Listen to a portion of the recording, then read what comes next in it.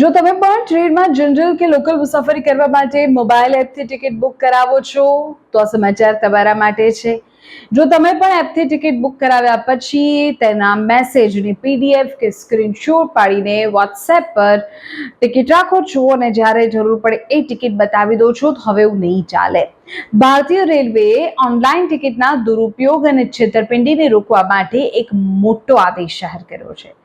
હવેથી જો તમે ચેકિંગ દરમિયાન ટીટીને વોટ્સએપ પર આવેલો સ્ક્રીનશોટ, ફોટો અથવા ટિકિટની પીડીએફ ફાઇલ પણ બતાવશો ને તો પણ તેને નહીં ચલાવી લેવાય.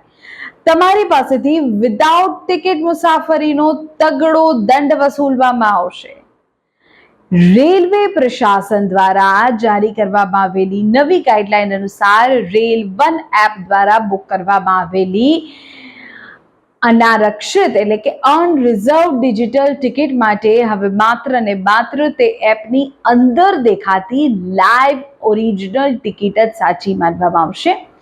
રેલવેએ તેના સત્તાવાર સોશિયલ મીડિયા પ્લેટફોર્મ પર આ વિશે મુસાફરોની ખાસ એલર્ટ કર્યા છે. આ નિયમ છે કંઈક આ પ્રમાણે: ઓરિજિનલ ટિકિટ ફરજિયાત. મુસાફરી દરમિયાન ચેકિંગ સ્ટાફને તમારે રેલ વન એપ ઓપન કરીને તેમાંથી ઓરિજિનલ ટિકિટ બતાવવાની છે. અને એટલું જ નહીં, ટિકિટ જે મોબાઈલ ડિવાઇસ અને જે રજિસ્ટર્ડ મોબાઈલ પરથી બુક થઈ હોય તે જ ફોન મુસાફરે તેની સાથે રાખવાનો છે. બીજાના ફોનમાંથી ફોરવર્ડ થયેલી ટિકિટ હવે નહીં ચાલે. ટ્રેન ઉપડ્યા પછી ટિકિટ અમાન્ય. જો તમે ટ્રેન પ્લેટફોર્મ પરથી ઉપડી ગયા પછી ઓનલાઈન ટિકિટ બનાવશો તો તે પણ ખોટી ગણાશે. ટિકિટ ટ્રેન ઉપડતા પહેલા જ બુક થયેલી હોવી જોઈએ.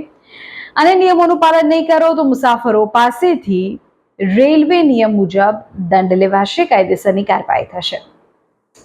હવે જરા આ ટર્મ્સ એન્ડ કન્ડિશન સમજી લઈએ. આ નિયમ કોને લાગુ પડશે? આ નિયમ લાગુ પડશે અનરિઝર્વ્ડ ડિજિટલ ટિકિટ માટે.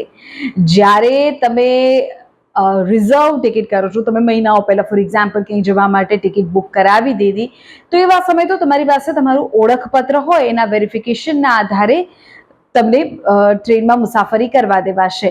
પણ જે અનરિઝર્વ છે, જે ટૂંકા ગાળાની છે, જેમાં તમે તાત્કાલિક ટિકિટ લો છો અને બેસો છો, ત્યાં આવું નહીં ચાલે. રિસન્ટલી એક મુસાફર ટ્રેન ઉપડ્યા પછી તેના ભાઈ પાસે ઘર બેઠા એપથી ટિકિટ બુક કરાવી, વોટ્સએપ પર સ્ક્રીનશોટ મંગાવીને મુસાફરી કરતા હતા એ ભાઈ, અને રેલવે ચેકિંગ સ્ટાફે તેમને પકડી પાડ્યા અને પછી દંડ ફટકાર્યો. એટલે હવે ડિજિટલ ટિકિટના ગેરઉપયોગને રોકવા માટે રેલવે કડક વલણ અપનાવ્યું છે. એટલે હવે જ્યારે પણ ટ્રેનની સફર કરો ત્યારે ટિકિટ વાળો ફોન સાથે રાખજો અને મોસ્ટ ઇમ્પોર્ટન્ટલી તેને ફૂલ ચાર્જ રાખજો.